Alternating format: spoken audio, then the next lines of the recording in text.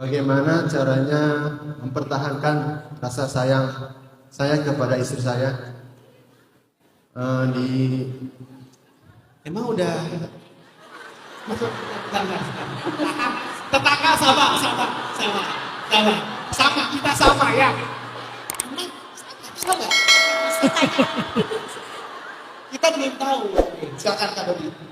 ya, bagaimana caranya mempertahankan rasa sayang dari omongan orang-orang?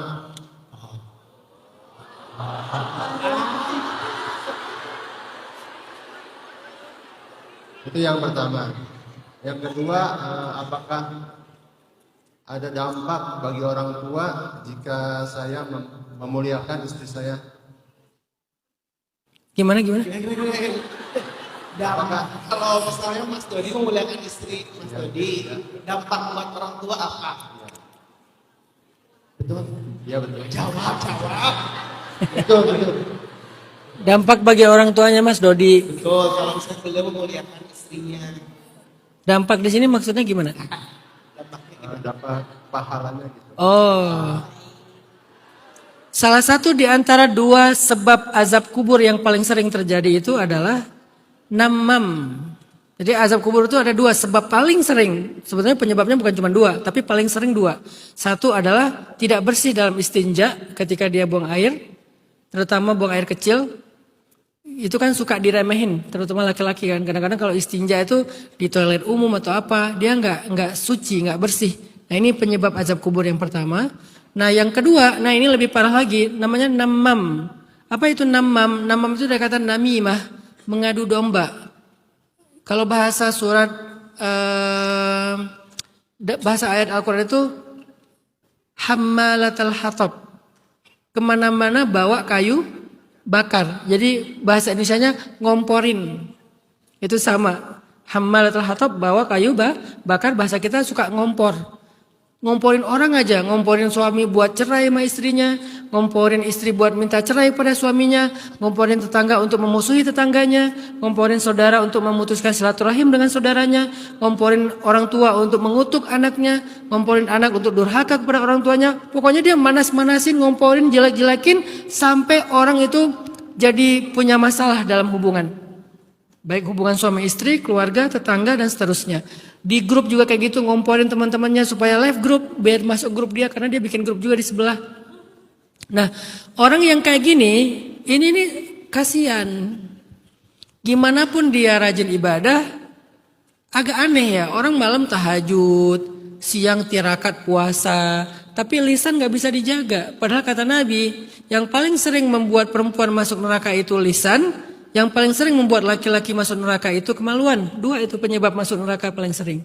Kalau perempuan lisannya, kalau laki-laki kemaluannya. Atau dalam hadis yang lain, kalau laki-laki matanya. Lebih ke nafsu. Kalau perempuan lebih ke omongan. Nah artinya buat apa coba? Apa manfaatnya coba? Kita ngomporin orang tuh manfaatnya apa coba? Mungkin satisfying secara nafsu ya. Tapi manfaatnya apa coba? Dan kita kadang nggak sadar ya, bahkan ini terjadi bagi orang yang udah ngaji. Saya dulu pernah ngajar di sebuah majelis taklim sebelum saya bikin dakwah tren anak muda. Saya ngajar di majelis taklim ibu-ibu. Ada seorang ibu yang udah umroh tiap berapa bulan sekali umroh. Kemudian dia haji udah berapa kali. Ngaji itu selalu di barisan pertama, barisan paling depan. Tapi ternyata ibu ini dengan jilbabnya yang besar, ngajinya yang udah lama, dalam sehari itu dia ngaji 3 tempat, 3 ustadz yang berbeda. Pulang dari sini pindah lagi ke tempat lain. Tapi ternyata dia tuh orang yang paling sering ngomporin orang di luar sana. Saya tahu karena saya tahu banget kasusnya. Misalnya di sekolah pas dia jemput anaknya sekolah. Begitu dia jemput anaknya sekolah, dia ngomporin anaknya untuk nggak mau bergaul sama anak yang lain yang miskin. Karena dia ngerasa kaya. Menurut saya sih nggak kaya-kaya amat sih. Karena orang kayak gitu biasanya kayaknya nanggung ya. Karena kalau orang yang kayanya benar kan nggak akan kayak gitu kan. Biasanya yang kayak gitu tuh baru kaya atau kayaknya nanggung. Jadi butuh kayak semacam validasi pengakuan. Jadi kamu jangan berteman sama dia. Kamu jangan pulang bareng dia. Kamu jangan ke kantin bareng dia. Kenapa? Dia itu miskin. Rumahnya ngontrak. Nggak punya mobil. Apa? Jadi bab-bab kemiskinannya dipancing oleh ibunya untuk ngebully. Akhirnya anaknya juga kayak gitu. Jadi jadi berperilaku nggak jauh dari itu karena dikomporin oleh ibunya. Ini namanya hammalatul hatab dan kita nggak sadar. Kita kayak kadang-kadang semangat banget untuk berkawan, lalu kita mengompori dia untuk memusuhi orang lain. Semangat banget ngomong sama anak kita, jadi memanas-manasi anak kita untuk bermusuhan dengan temannya di sekolah. Itu nggak sadar loh, sering terjadi dan itu namanya namam, penyebab adanya azab kubur. Yang kedua untuk Bang Dodi, gimana caranya kita mempertahankan perasaan? Bang Dodi, omongan orang itu bukan hal yang punya value untuk dijadikan sebagai bukan hal yang penting untuk dijadikan sebagai value-nya Bang Dodi menilai pasangan. Enggak sama sekali. Oke, misalnya ada yang ngomongin hal-hal yang sifatnya fitnah atau gibah. Mungkin benar, jadinya gibah kan? Kalau nggak benar jadinya fitnah. Tapi coba lihat, bukankah istri kita, semua orang punya masa lalu ya? Sekarang kita lihat dia gimana dengan masa lalunya. Udah beres belum? Kalau udah beres ngapain diungkit-ungkit sih? Kenapa? Karena Allah sendiri nggak suka mengungkit-ungkit masa lalu. Sampai hadisnya gini, janganlah kalian membuka aib kalian. Karena Allah sendiri sudah menutup aib kalian. Kenapa kita buka? Allah aja nggak suka membuka aib-aib kita masa lalu. Jadi kalau pasangan kita, ini berlaku bukan hanya untuk Bang Dodi, kita semuanya. Kalau kita punya masa lalu, pasangan kita punya masa lalu dan kita udah selesai dengan itu, nggak lagi terhubung, nggak lagi mengenang, nggak lagi berandai-andai, benar-benar udah selesai, bahkan udah putus dengan masa lalu, akses segala macam, udahlah, nggak usah mempengaruhi perasaan kita lagi. Kita lihat dia hari ini, bukan kita lihat dia dulu. Kita bukan menikahi dia yang dulu, tapi kita menikahi dia yang sekarang.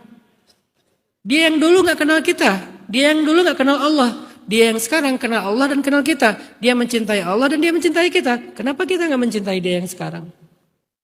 Jadi omongan-omongan orang itu tentang masa lalu dan itu pun kadang dibumbuin, dikasih pecin, jadi gurih banget omongannya teh. Kan hari ini orang gosip sambil zikir ya. Subhanallah, gak nyangka ya, astagfirullah.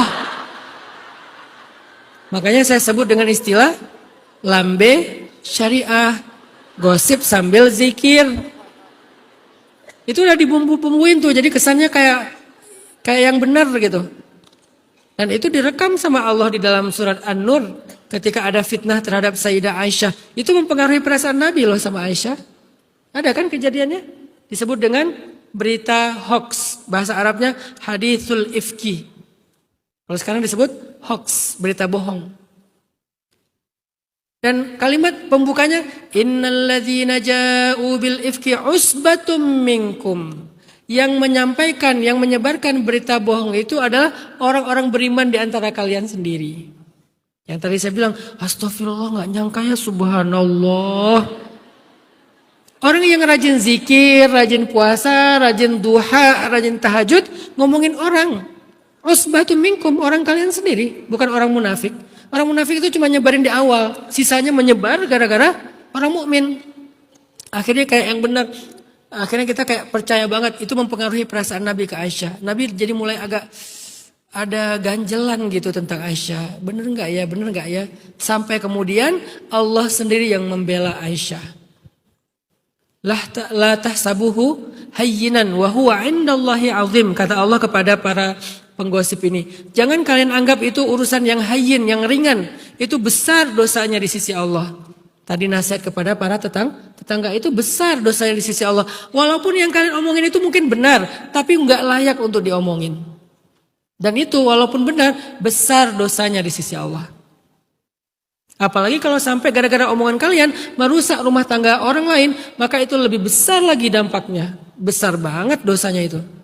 Dan susah minta maafnya. Susah memperbaikinya. Hati-hati dengan lisan kita.